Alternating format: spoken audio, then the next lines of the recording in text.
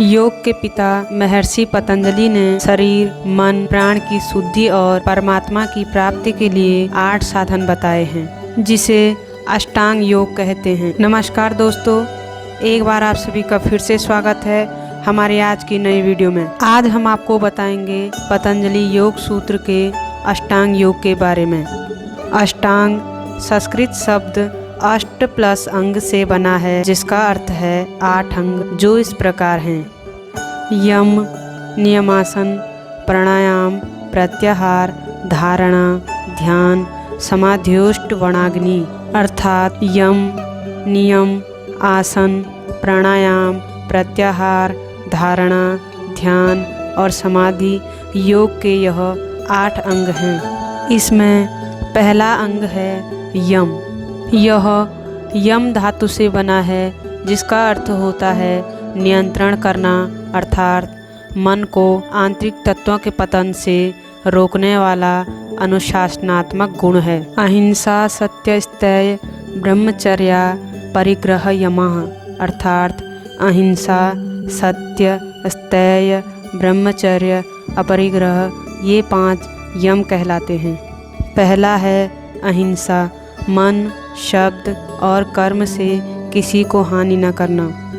दूसरा सत्य, मन, वचन और कर्म से झूठ न बोलना। तीसरा स्थैर्य, विचार और व्यवहार से चोरी न करना।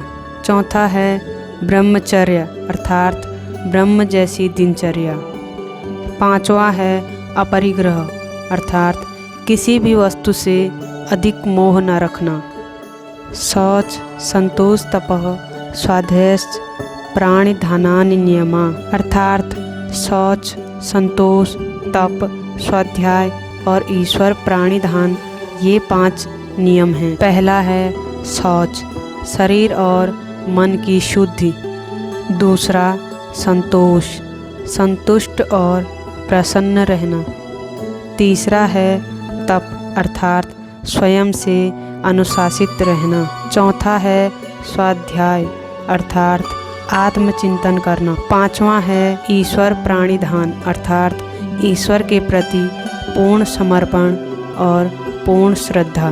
तीसरा अंग है आसन, स्थिरम सुखमासनम, अर्थात स्थिरता पूर्वक सुख भाव से बैठना ही आसन कहलाता है। चौथा अंग है प्राणायाम, तस्मिन् सति श्वास प्रश्वास युगति विच्छेदः प्राणायामः। अर्थात श्वास प्रश्वास की गति के नियंत्रित होने को प्राणायाम कहते हैं। प्राणायाम के अंतर्गत मुख्यतः 4 अवस्थाएं हैं। पहला है पूरक, प्राणवायु को अंदर खींचना। दूसरा है अंतः कुंभक, प्राणवायु को अंदर खींचकर स्थिर रखना। तीसरा है रेचक, प्राणवायु को बाहर निकालना। चौथा है बाह्य कुंभक, प्राणवायु को बाहर रोकना। पांचवा अंग है प्रत्याहार, स्वविषया संप्रयोगे चित्तस्य स्वरूपनुकार इवेन्द्रियाणाम प्रत्याहार। प्रत्याहार का अर्थ है उगलना, उल्टा होना या विमुख होना।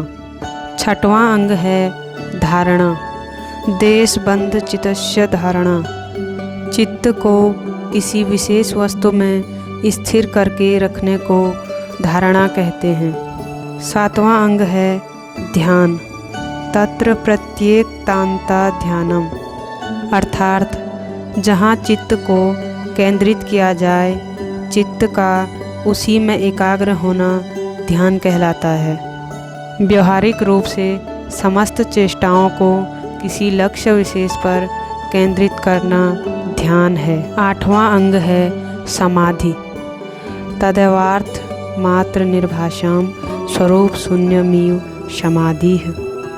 अर्थात जब ध्यान में मात्र ध्येय की ही प्रतीति होती है एवं चित्त का निज स्वरूप शून्य होता है, उसी अवस्था को समाधि कहते हैं। इसके 2 भेद बताए गए हैं।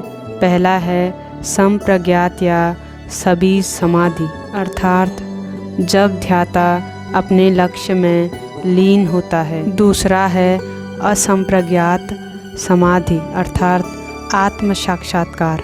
तो यह थे पतंजलि योग सूत्र के अष्टांग योग के बारे में। आशा करते हैं हमारे द्वारा बताई गई जानकारी आपको अच्छी लगी होगी। अपना महत्वपूर्ण समय हमें देने के लिए बहुत बहुत धन्यवाद।